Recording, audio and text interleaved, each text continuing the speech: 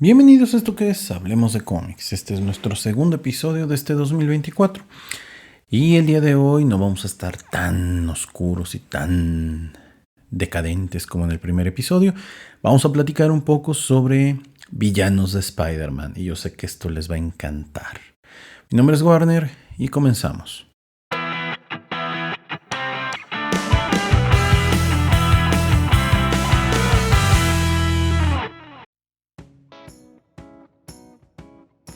Ay, el buen Spider-Man. Creo que es uno de los superhéroes con una galería de villanos más interesantes después de Batman o a la par de Batman. Pero vamos a hablar de algunos de los villanos que me parecen más relevantes, no es que sean los más importantes, pero creo que son los que al menos a mí me llaman mucho la atención. Comencemos por el primeritito de todos, ¿no? ¿Quién fue el primer villano al que se enfrentó Spider-Man? Bueno, para los que no lo ubiquen, mucha gente tiene la idea de que fue el Duende Verde o alguno de estos malévolos villanos, pero no, la verdad es que en el número 1 de Amazing Spider-Man, el primer villano al cual Stan Lee y Steve Ditko le permiten enfrentarse a Spider-Man es el famoso Camaleón, cuya identidad es Dmitry Smerdiakov. Este es un personaje muy... a pesar de que de la época es muy del rollo este de los espías, ¿no? Una persona que puede tomar el rostro de cualquier otra y puede hacerse pasar por otro. Son estos personajes muy interesantes. A lo largo de la historia de Spider-Man, el Camaleón siempre tiene apariciones importantes. Si bien no es uno de estos personajes que cualquiera diga, no más voy a leer una historia del Camaleón contra Spider-Man. No, eso no va a pasar. Pero las pocas historias que llega a tener suelen ser interesantes. En la década de los 90 se le trató de dar otra vez como ese empuje en la época donde intentaron regresar a los padres de Peter Parker, que todo esto sería un ardid porque en realidad no eran sus padres. Y vuelve a aparecer Gwen Stacy, lo cual me va a llevar al siguiente villano que me parece muy interesante, y sobre todo porque es un villano que me tocó vivirlo en la época de los 90 y del cual tengo un video donde hablo de él y el tema de los clones. El famoso Chacal. El Chacal, bueno, su primera aparición fue Amazing Spider-Man número 3. Y bueno, en realidad, pues este es un personaje que se llama Miles Warren, genetista, que inclusive tiene mucho contacto tanto con Peter Parker como con Gwen Stacy. De hecho, hasta donde yo recuerdo, es un personaje que está enamorado de Gwen Stacy. Y pues es un personaje que tomará la identidad del Chacal tras clonarse a sí mismo y crear este alter ego. En la década de los 70 se da la primera historia de clonación, que posteriormente se retomaría en la década del 90, donde nos dicen que el Spider-Man con el que hemos crecido no es el Spider-Man, fue el clon, y de ahí comienza toda una travesía asquerosa, todo por culpa de este maldito villano llamado el Chacal. Si bien es un personaje que en los 90 tuvo varios años, ¿no? de auge, recientemente, estaremos hablando del año 2015 hacia el 2017, Dan Slott lo volvió a retomar. También lo retomó antes de eso, lo retomó en el año 2011 con el evento de Spider Island, y posteriormente el año 2015-2016 vuelve a aparecer como un personaje referente a Ben Reilly, el famoso clon de Spider-Man. Pero ya tenemos dos villanos de Spider-Man que la verdad son interesantes, y ayudan mucho a entender que Spider-Man es un superhéroe polifacético, porque no solamente se enfrenta a villanos con superpoderes, sino a aquellos que pueden desafiar su inteligencia.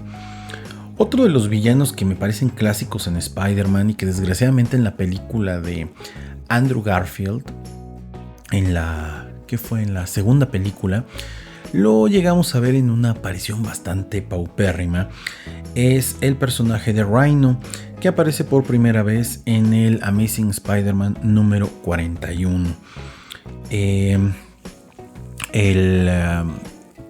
Rhino es el alter ego de Alexei Sistevich, y me viene ahorita a la mente no solamente su primera aparición, me viene a la mente una historia dentro de el arco de Fallen Son.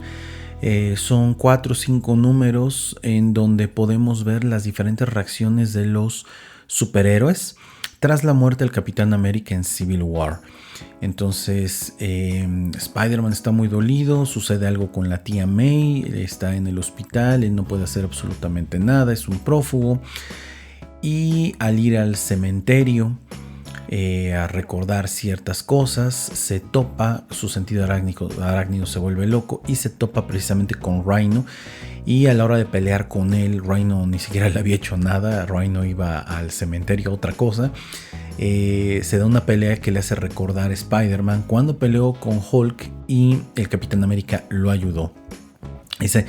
Aparte que es dibujado por Marc Silvestri, que es increíblemente bueno en todos los detalles, y dibujando a Rhino, la neta es que es de los mejores dibujos que he visto de Rhino en mi vida. Me parece una historia muy muy buena.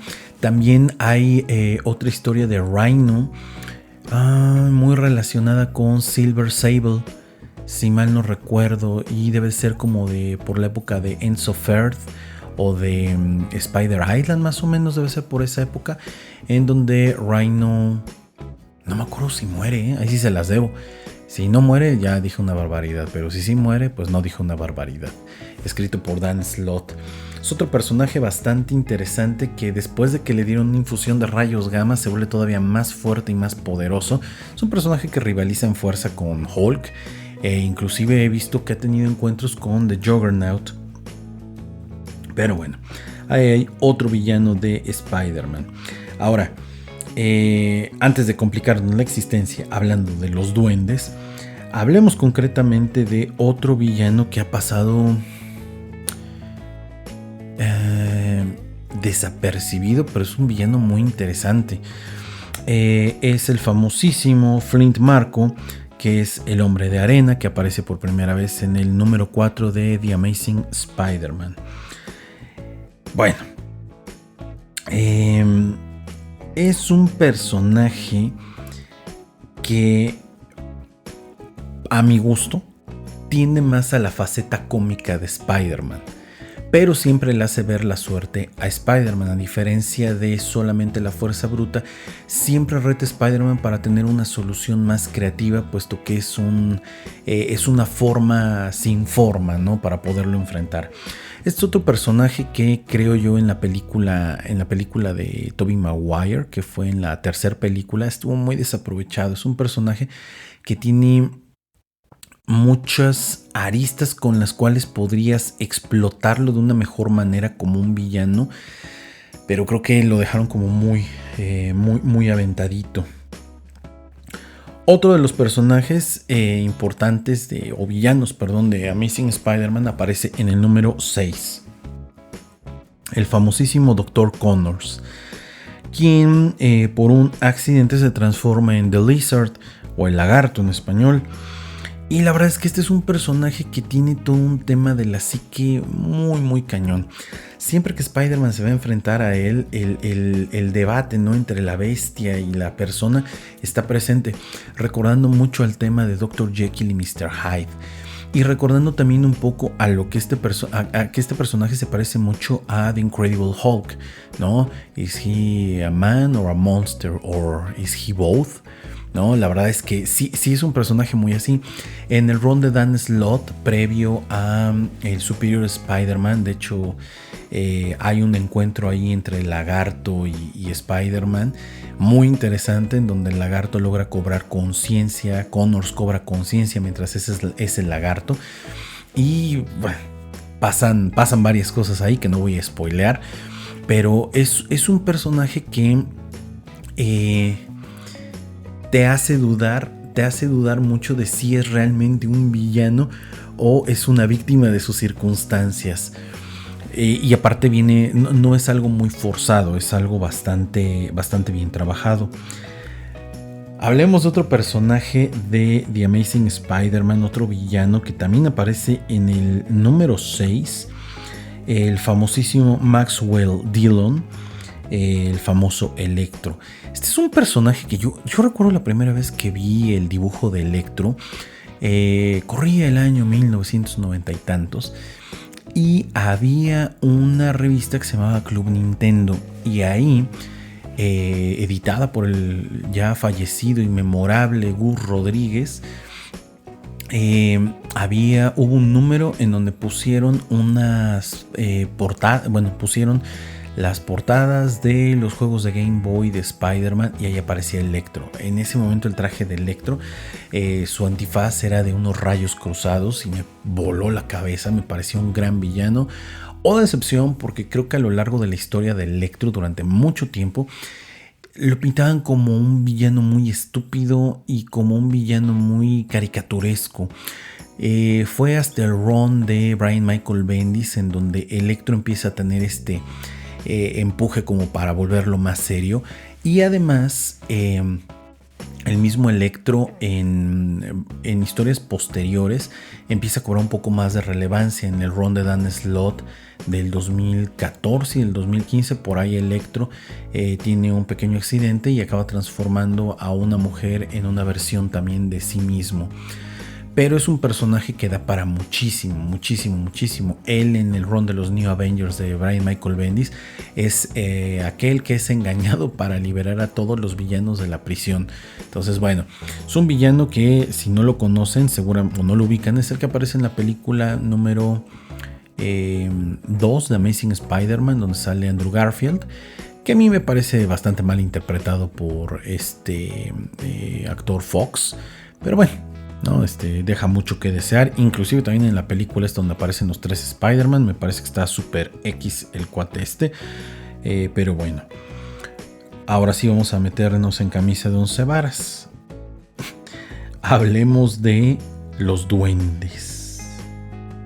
Primer duende, el Duende Verde. Bueno, el Duende Verde, su primera aparición como tal es en el Amazing Spider-Man número 14.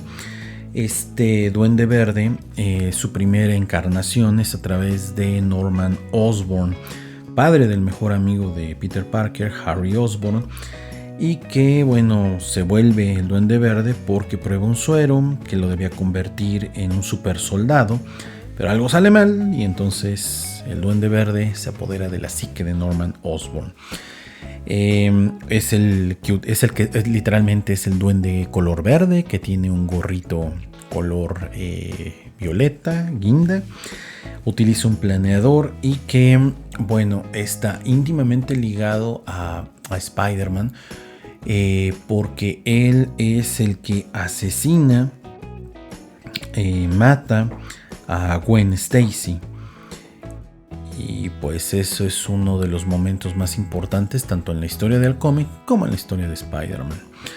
Posteriormente Norman Osborn muere en esos cómics, y son, creo que el siguiente número, ¿no? O en el mismo número donde muere Gwen Stacy, muere el Duende Verde. Y de repente empieza a aparecer un nuevo personaje. O sea, posteriormente en la década de los 80s empieza a aparecer un nuevo personaje que es el Hobgoblin, el famoso Hobgoblin, que básicamente es un duende verde pero de otro color, y que durante muchos números, yo creo que unos 20 números más o menos que estuvo apareciendo, se jugó muchísimo con quién era este personaje. Su primera aparición fue en Amazing Spider-Man 238 y en ese tiempo se estuvo jugando con quién será el Duende Verde y primero dieron una versión, luego daban otra y se trató de jugar mucho. De hecho, creo yo mucho de la intención era no copiar, pero sí conceptualizarlo de la misma manera que el Joker, que parte de su misterio fuera que no supiéramos quién es. Sin embargo, es la época en que pues Marvel tomó una serie de decisiones entre acertadas y no acertadas. Una de ellas fueron Marvel Super Hero Secret Wars.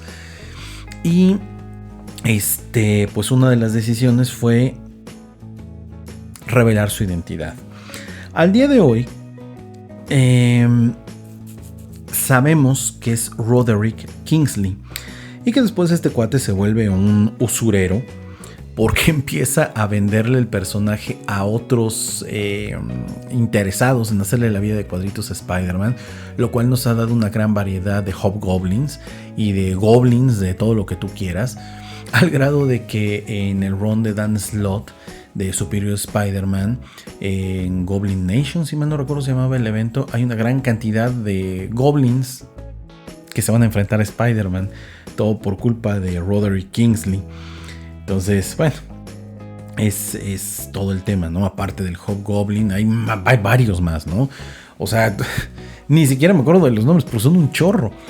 Pero todos están siempre enfocados a lo mismo, tratar de destruir a Spider-Man. Creo que la última encarnación del Hobgoblin la tiene Ulrich no me acuerdo qué, que es el sobrino de uno de los editores de un periódico en Nueva York, que trae algo contra Spider-Man y ahora usa una espada. Pero bueno, hay otro. Un personaje que yo no lo metería tanto, aunque tiene historias con Spider-Man, no lo metería yo en su galería, es el famoso Kingpin. Debuta en el Amazing Spider-Man número 50, pero en lo personal creo que es un personaje mucho más ligado con Daredevil, pero es un personaje que hasta cómo está dibujado, ¿no? Cómo te lo presentan, representa el capitalismo al 100%, ¿no? Gordo, grande, ambicioso, le vale madres todo más que hacerse rico. O sea, es un personaje que ahí ha estado, ¿no? Esta interpretación que hace Vincent D'Onofrio en Daredevil me parece de lo mejor que ha habido en nivel cinematográfico. Pero bueno, este es un personaje que tiene mucha relación con la famosa Felicia Hardy, ya que por culpa de Felicia tiene los poderes que la vuelven la Gata Negra. Gata Negra es otro personaje dentro de Spider-Man. De ese no tengo el dato exactamente de cuál fue su primera aparición, pero es un personaje que está íntimamente ligado a Spider-Man y juega un rol muy parecido al de Catwoman con Batman. Desde un punto de vista diferente. Voy a contar otra anécdota de Dan Slott. Cuando aparece el Superior Spider-Man de Dan Slott, bueno, tanto la Gata Negra como Spider-Man tenían esta dinámica de juego donde pues al final pues sí la atrapaba, pero jugaban y pues bueno, chingue su madre, se acababa el asunto. Pero al no ser Peter Parker, sino ser Otto Octavius el que está ahí metido y no estar interesado en temas románticos y de juego, le mete unos fregadazos a Felicia Hardy que le tumba los dientes. Y eso provoca que después, cuando Peter Parker vuelve a ser Spider-Man, Felicia Hardy se desquite de todo lo que le hizo Otto Octavius. Otro personaje más, ¿no? La Gata Negra. Creo que uno de los personajes que se trabajó muy bien fue Kraven, el cazador. Su primera aparición es en Amazing Spider-Man número 15. A mí Kraven the Hunter me recuerda muchísimo a Bane en Batman. Este es un personaje que busca Spider-Man porque le representa un reto, es el reto mayor. La mejor historia de Kraven el cazador se llama La última caza, Kraven's Last Hunt. Es un arco que abarca Amazing Spider-Man. No me acuerdo los cómics de esa época. Pero en total son 5 o 6 números más o menos en donde Kraven mata, entrecomillado, ¿no?, a Spider-Man y lo entierra, y después él se pone el traje negro de Spider-Man, traje, no el simbionte, y decide el convertirse por un ratito en Spider-Man hasta que acaba muriendo este personaje. Es una de las historias más entrañables que tiene The Amazing Spider-Man. Pero creo yo que el personaje que definitivamente para mí, ya esto será una cuestión muy de cada uno de nosotros, es el más importante para Spider-Man, es el Doctor Octopus, Otto Octavius, cuya primera aparición es en el Amazing Spider-Man número 3. Y que, miren, no sé si tuvieron la oportunidad de escuchar el episodio número 50 de este su podcast favorito, donde hago una relatoría de cómo fue que empecé con los Vengadores, que empecé leyendo, cómo me fui documentando. Cuando empecé también con el rollo de coleccionar Spider-Man es hiper coleccionable, es hiper caro también esa madre. Me empecé a clavar mucho con el rollo de Dan Slott. En algún momento les contaré un poquito sobre la historia de cómo me fue haciendo mi colección de Spider-Man. Y algo que noté es que Dan Slott fue desarrollando toda la historia hacia Superior Spider-Man. Spoiler, si no lo sabían, en el número 700, Peter Parker deja de ser Spider-Man y Otto Octavius se convierte en Spider-Man y ahora se denomina el Superior Spider-Man. ¿Y qué fue lo que pasó? Desde el número 600, ¿sí? Desde el número 600 de Amazing Spider-Man se empieza a bocetar lo que iba a pasar a lo largo de esos 100 números. Te van contando un poco la historia de Otto Octavius, que está enfermo, y lo vamos viendo no solamente aparecer en el cómic de Spider-Man, sino también en el cómic de Iron Man, porque tiene una relevancia lo que hace en el cómic de Iron Man para el plan de traspasar su mente a la de Peter Parker. La verdad es que me parece el villano más memorable, y Dan Slott hizo un trabajo increíble. Insisto, hay gente que odia el trabajo que hizo Dan Slott con Amazing Spider-Man y Superior Spider-Man, pero me pareció una cubetada de agua fresca para el personaje. Por eso para mí este es el villano más importante. El Duende Verde para mí tiene un peso, pero lo han escrito, creo yo, últimamente tan mal y tan loco, ¿sí? que a veces siento que tratan de imitar mucho al Joker de Batman. Pero creo que Otto Octavius es el equivalente al Acertijo y a Hugo Strange en Batman, ¿no? Podría yo homologarlos de esa manera. Que reta de una manera muy memorable a Spider-Man. Y bueno, punto y aparte, sobre todo por este rollo que hay hoy en día de la humanización de los villanos, que ya lleva mucho rato, pondría yo a Venom. La primera aparición de Venom fue en el Amazing Spider-Man 299, creado básicamente por Todd McFarlane, y que pues en realidad Venom es la personalidad, ¿no?, del simbionte, que hay toda una mitología alrededor del simbionte, del traje de negro de Spider-Man, y que bueno, creo yo que bueno, no solo es Todd McFarlane, es David Michelin y Mike Sexy, no hay que dejarlos fuera. Me parece que este es un personaje que depende de quién esté portando el traje del simbionte, ¿sí? Merece un capítulo aparte. Creo que al que todo el mundo conoce es Eddie Brock. Me parece que es el mejor, pero también está Flash Thompson cuando regresa de la guerra y se adhiere al simbionte y entonces se vuelve un Venom bueno. Esa me parece una gran historia, un villano bastante memorable. Pero ahora les digo, como juega este rol de antihéroe, me parece que no lo debería yo meter en esta categoría. Está también, me están diciendo, Carnage. ¿Saben qué me pasa con Carnage? Yo, percepción, creo que intentaron hacer a Carnage tan el Joker, tan el violador de Spawn, que creo yo que es un personaje que pues sí está interesante, pero a mí en lo personal no me llama tanto, no me llama tanto. Maximum Carnage, bueno, Para empezar, los 3 cómics de origen de Carnage me parecen buenos, ¿no? Valor coleccionable. Pero Maximum Carnage se me hace una historia super X, ¿no? O sea, en algún momento la voy a cubrir, en algún momento se las voy a recomendar, pero a mí en lo personal no me parece de lo mejor de Spider-Man. Me gustan más las historias de Carnage relacionado con Venom que realmente con Spider-Man. Yo lo metería más en la galería de Venom que en la galería de Spider-Man, aunque tienen ahí sus encontronazos. Estos son algunos de los villanos. Bueno, para los que quieren saber, The Amazing Spider-Man 361 es la primera aparición de Matanza, como le dicen los españoles, o Carnage, o como le dicen a los otros, Carnage. No es porque si no lo puedes pronunciar en inglés, mejor no lo pronuncies, amigo. Carnage. Entonces fue creado por David Michelin, Eric Larsen y Mark Bagley.